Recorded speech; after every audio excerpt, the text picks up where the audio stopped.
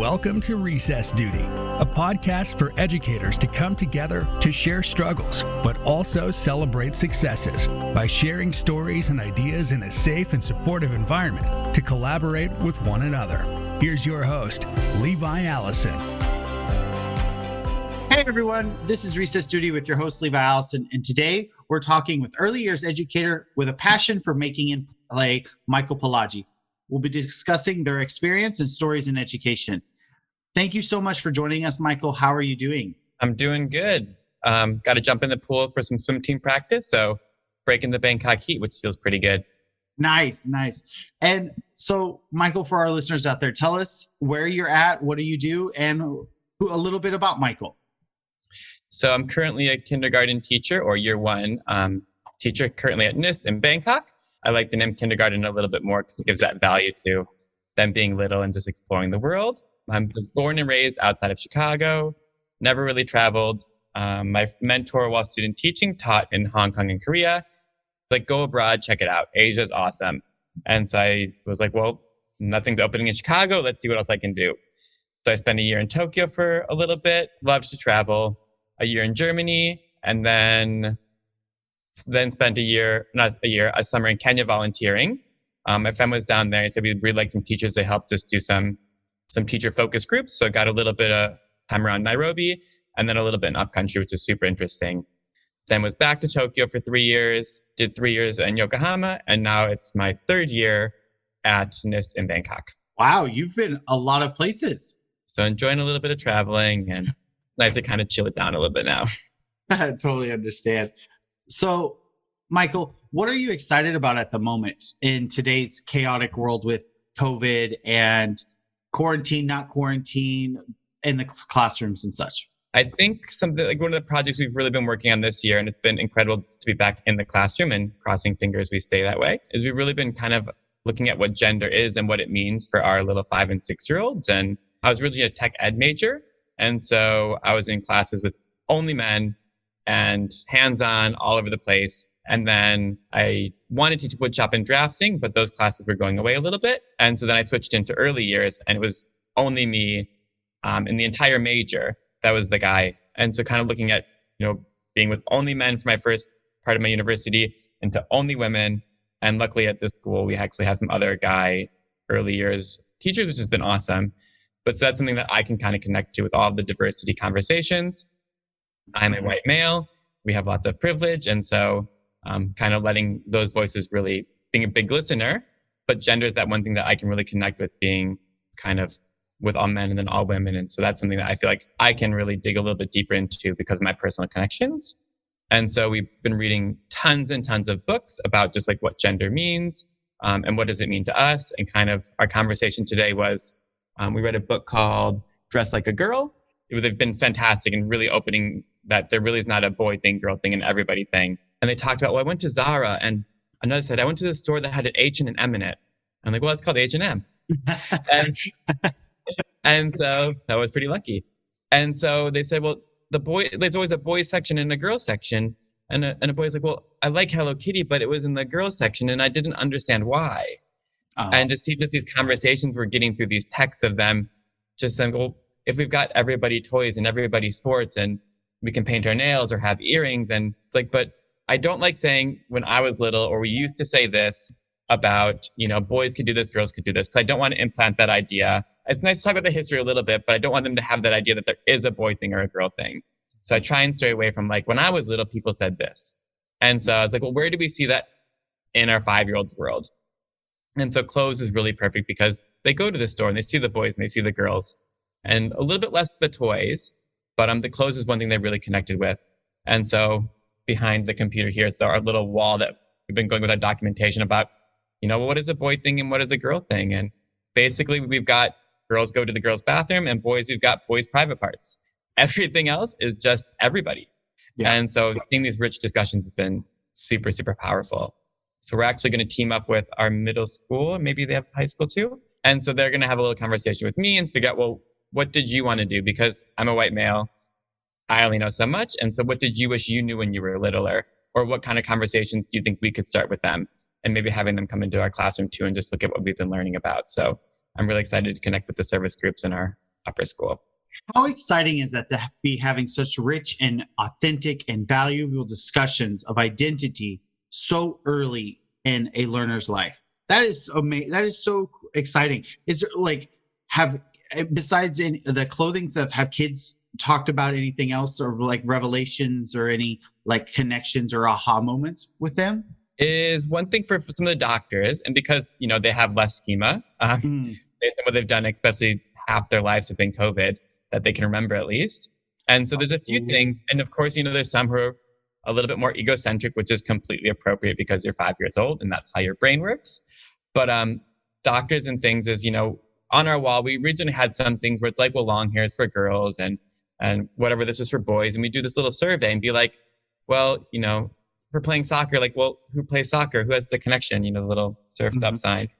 And so, some girls raise their hand and some boys do. I'm like, oh, well, that's maybe not a boy thing. And just see how open they are to be like, oh, well, actually, yeah, I can put that in the everybody side because that girl and that boy do that. So that's really an everybody thing. Oh, so cool. And doctors was one thing too, because a few of them were like, I think they have their, family doctor. And they go, well, I only know doctors that are girls. So is that something that only girls can do? And we just kind of really bring it back to the children and say, well, has a boy doctor who has a girl doctor? And, hands pop up for both. And so really not trying to get it to come from me saying, I've seen this, but bringing it back onto them and saying, well, have you seen this? And ideally, it'd be nice if it really does go in the everybody section. But if we don't have evidence of that yet, I don't really want to push it and say, well, you haven't seen it and it's true. And so that's something we can go back to later on, which luckily hasn't happened, but an equal way of both sides, which has been pretty fun. Awesome. And I keep thinking like how this has shown up in my own classroom with teaching music of like boys only like rap, girls only like pop songs. And I'm like, well, I know several people that like all of it. How many of you actually like everything? And a lot of it comes back and forth of, oh, well, I like this too. And then, and also it's like, it allows for students to explore different types of music that they otherwise wouldn't have been exposed to because they would have thought, oh, I can't like this because of X, Y, and Z. Yeah, especially, I think you have the younger ones too, don't you? Yes, I have grade 1, 2, and 3, but not kindergarten. Yeah. And so I think because they are pretty egocentric in a lot of ways, just developmentally, which is fine. And so they don't really totally know what's happening with their peers and what they like so many times versus like that grade 3 is when it really starts to be like, I notice what that person's doing. And that's where those kind of, I think really just starts to divide a little bit more about I'm part of this group, I'm part of a community versus I do what I want to do when I'm a little bit littler. And so I'm really hoping that these conversations that, we had a little boy reading some book in the library and he said something about, can't remember what it was about, but he said, I talked to my sister yesterday and I told her that, sometimes people might tell you things and they don't like what you're doing, but you can still do it anyway if it makes you happy. And just kind of he made that connection to like, well, maybe I want to paint my nails, but somebody told me that that's not appropriate. And we really bring it into, it's not always easy. It makes it sound easy in the classroom that it's an everybody thing. Mm-hmm. But then we really say like, if I go out and do a lot of guys paint their nails or have long hair or wear dresses and they don't really see it. I'm like, if you would, go outside of a really nice bubble, people might really not like that. And there's going to be comments said to you that make it really hard. And so I don't want them to think that it is as easy in our little bubble. I was a little hipster kid in high school. And then, I wore my tight girl pants and we'd be walking around downtown Chicago and it'd be, take your sister's pants off. And we have those comments. Yeah. And I was really lucky that group of people didn't care so much about what other people thought of them, which is, why we all kind of clicked together too. But I really want them to know that it's not an easy conversation. And there's been a few good books too saying, I think it was My Shadows Pink was the correct name of it. It was, at first it was kind of a little bit uncomfortable and then, dad comes around to accepting it too. But I love the books that show that diversity, but it's also great to see that struggle as well. So trying to point out that maybe all my friends really like that rap music, but that doesn't mean that I have to do that. Exactly. And that was the conversation that kind of we tied in was, well, my mom wants me to play flute, but I really want to play the trumpet. And it was, but I'm a girl. And I was like, well, I know some pretty amazing trumpet players who are women and are just can play the trumpet exceptionally well. And I was like, so in your terms, it would be an everybody thing. Yeah. And like, it's nice having, YouTube and things be like, well, I'm a little bit scared because if they are having that identity thing of, well, it's pretty common. And, one thing is we have stereotypes and there's commonalities between those. And so it's kind of hard sometimes. You're like looking at the boy books too. There's so many boys in dresses, which is super cool. But I'm also like, that also doesn't happen terribly often. Yeah. And so looking to try and really bring that library into like dads taking care of children. I brought my daughter from Japan to America, and then all the airplane stewardesses were like, well, where's the wife and the mom? I'm like, she's in Japan. And like, how are you doing that? I'm like, how am I not doing this? And, my wife's from Japan and she had a surgery for a week and I had the 8-month-old baby, and everyone's just in awe that I could do this because I'm a male. And it's like, well, I want to break those stereotypes. And I'm really hoping to get some more books. We have a fantastic librarian. Just be like, well, dads can cook, dads can take care of children, and kind of not always go to the extreme, but just really point out that we can do everything and they can do everything, and kind of creating this nice big gray area versus black and white.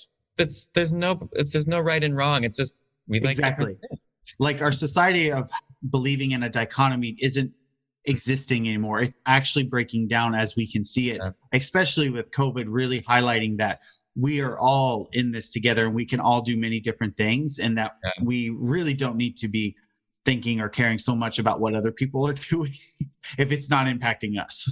Exactly. In your classroom, you mentioned several books so far. What are some of your favorite books to help other educators who might want to start breaking down their own stereotypes in their school? One thing that's been super awesome, because we had International Women's Day, we just got a book called Strong is the New Pretty, and it's just got pictures of girls just being girls, which is messy, and water polo. And so they actually said today, well, why don't we make a book about us doing those things? And so I've actually started to capture some of our students, just, asking some of the girls, well, what makes you strong? And someone say, I can roll over, I can jump. And just, we're going to try and compile these in year one in our kindergarten classes, and then, potentially open up to others as well. But so that's just awesome to just say, it's not me wearing a dress, or it's not me just playing football, but just me being a human being, which is pretty fantastic. I love My Shadows Pink is really, really great. We've got 10,000 Dresses by Marcus, Ewert. Jacob's Room to Choose by Sarah and Ian Hoffman. We got Dress Like a Girl by Patricia Tott. We've got Papa, Daddy, and Riley by Seamus Kirst. We've got Ambitious Girl by Mina Harris. And I've got, hold on, I loved his books. We've got over here, The Maiden and the Princess by Daniel Hack and Isabel Galupa. And so he has a few other ones about princes and things, and it was just really, really awesome to see, that men can marry men and women can marry women, and just really breaking down those barriers as well. And it makes me so frustrated to see what America is doing at the moment. But those are the books that, I have right here next to me at the moment. Off the top of my head, there's so many more. And on my Twitter, which you'll share a little bit later, is some of the books that I've been reading lately, and they're just super powerful. That's amazing. And again, I just think about my own upbringing and how much more open my eyes would have been at such an earlier age than having to wait till I go to college to experience so many different types of people and such a group of diverse people that I went to school with. If we had educators more like you when I was growing up, that was really looking for not so much black and white. So I'm really hoping that, later on, it's like, we can do in our classrooms, and hopefully those conversations carry on. And yes, for sure. And we live in this nice international bubble, and we're talking about some of the older teachers who have kids in college going back to home and just being like, whoa, the world is so small in those other parts. Like there's little pockets of people that didn't travel and experience things, and like kind of that little fish out of water. And I'm sure, as somebody who's been overseas for a while, when you go home back to your neck of the woods, it's a reverse culture shock. Oh gosh, as well. Moving home would be really odd. Agreed. I don't think I could do it, to be quite honest. I don't know if I could move back home thinking about it. You'd have to have that little expat life of, it's very different. Yes, it is. With all this experience and such that you have, Michael, do you ever think about maybe writing your own book that breaks down gender stereotypes? Ideally, that would be fantastic. But truly, honestly, I really do not like writing. The idea of writing a book, the idea about talking, like creating an audio book, sounds really cool. The idea of writing a book is just not on my particular list of things to do. But, since COVID and, these online PDs opening up online has been something like, well, I like some of the things I'm doing in the classroom. And, play is being a big conversation too, which we'll maybe tap into. But I'm like, I want to share these ideas. And it's been really great to kind of have those conversations through like something like this too, where I'd much rather talk about ideas and not just me share what I'm doing, but then also get a lot of feedback from people who are participating as well. So I like the back and forth versus me just writing something down. Michael, you're preaching to the choir over here, because I've had so many friends ask me, when are you going to write a book? When are you going to write a book? And I'm like, I don't necessarily really like writing. I tried having a blog. It didn't go really well, but I love talking with people, chatting, conversing, the back and forth aspect. And my really amazing friend, Jason Reagan, said, then how did you think about starting a podcast? And I was like, no. And so now I have, and it's the best thing I've ever done. It is so much fun. And it's just so much, it's fun going back and forth with each other and really getting somebody else's perspective instead of just being alone in a room writing. Yeah. It's like running these sessions it's the reason I really like it so far now too, that I've done it, each 2 or 3 times. Like it's so reflective and I'm able to reflect on my own ideas. And then we have that share time at the end and someone's like, well, what about this? And what about this? I'm like, that's what I wanted. I wanted someone to just look at it from a different perspective, and devil's advocate is a wonderful part of the world at times. And it's like, well, why are you doing that or doing this? And I like those questions that make me I'm doing this to be reflective. Agreed. And it also makes us just such a much better, well-rounded practitioner when we can really express our own why and not just the how and what of it all. Right. I can communicate my idea, but can I explain why too? And like, well, why am I making all those choices? And I actually didn't know why. And then I'm like, well, I have to explain this to somebody. So I really need to figure that out. Yes, agreed. So you mentioned a little bit about play, and I know, having seen your Twitter posts about play and making and exploration, that your kids are really purposefully making and incorporating play throughout their entire days. Can you tell us a little bit more about that? Yes, I think the making really ties into my first major of tech ed. And I'm like, well, I went from like playing with 3D printers and whatnot into going into the classroom, the kindergarten classroom. And so tying in that really fun stuff with that, which has been fantastic. But just seeing how powerful play is and teaching back home and having, pre-K and K. And it's like, it was just a battle every day because I'm doing these things that aren't developmentally appropriate. They didn't see purpose. And then coming abroad and not having those district things to weigh you down and be like, well, we can play together. And it's like, we can do so many of these things. We started our year online, and it's teaching to read online was less than ideal. And so I didn't know how long we'd stay open. So we did a little kind of like this teaching to read power workshop where we kind of powered through the things I can't do on Zoom. We have to do that a little bit more when we're at school in case we go online again. And so unfortunately, I went a little bit away from the play because I'm like, I have to teach you a few things where I know you're paying attention instead of playing with slime next to your Zoom. And so we're doing our writer's workshop, and it wasn't really going very smooth. I was getting frustrated. They kept asking questions. And then I'm like, okay, well, there's this really good article the other day, which I can't remember either, but it's basically like, well, we can't just put numeracy and literacy down. Like it's a big iceberg. Those are the big things. We can't skip all the things under. And I'm like, well, why isn't writer's workshop working? And I was like, well, I need to play again. Like we had that month of crash course, and like, we really got to get the kids playing and building those social skills and independence, because I see the independence as a struggle during writer's workshop, which is a big cognitive load. Let's throw it into their play and see how that's going as well. And then we've been really trying to link those things together. And so I was like, well, let's get some of these projects going and let's talk about working together and growing ideas from day to day. And so I'm like, well, what's not working in writer's workshop? How can I build that skill in their play where they're motivated? And that way, when it's time to write again, I'm like, look what you're doing in writers, look what you're doing in your play. You're researching ideas, you're collecting evidence, you're communicating what you want to say. We're doing all of those things in our writer's workshop as well. And so they're having a context of something they know they can do. And we're throwing that into their writer's workshop. So instead of saying like, well, this isn't working, I'm just going to keep pushing through. Like, well, what's under that iceberg that I can then focus on, and how can I put it into context of them playing and use like my documentation to highlight of like, you're being independent. Look how you solved that problem on your own. When we go into writer's workshop and we want to spell a word, we've got, our little charts around the room and whatnot. You can do that on your own too. Them really being able to make those connections because they've done it, they've seen it, they felt it. And it's improved writer's workshop so much. And so That's I'm like, amazing. well, I can't teach it in that core subject sometimes. I'm like, well, why can't I just tie it into their play? And, using for math is, if we're counting how many times the car goes up and down the ramp and it works or not. I'm like, well, if we're going to handle data, why not handle the data they're creating in their play? So using all those play evidences as mini lessons for everything else. So I'm like, I want to do that too. I'm like, I want this to be authentic and meaningful to you. So let's do that. Agreed. And also, what an amazing way for them to start connecting learning across multiple disciplines, but also to see that learning is all around them no matter what. It doesn't have to be, this is math time, we only do math. This is reading, we only do reading. And this is play, that it all just weaves back and forth. Yeah. I think the big thing for these kindergartners is like, writing has a purpose to communicate ideas. And so, building this rocket ship the other day, and, we played with these little bits, which can make sounds and lights and whatnot. And they're like, well, we need an emergency button because we did our research and they've got emergency buttons. And so, they create this little button that makes noise and they put it inside the rocket ship. And of course, some other kid comes over and just starts pushing it. And they go, don't push that. It's the emergency button. And they're like, well, I don't know that. It's just a button. I'm a 5-year-old. I want to push a button. And like, what skills do we have to help communicate that idea that you've created? And they're like, well, I could write things down because of, our conversations before.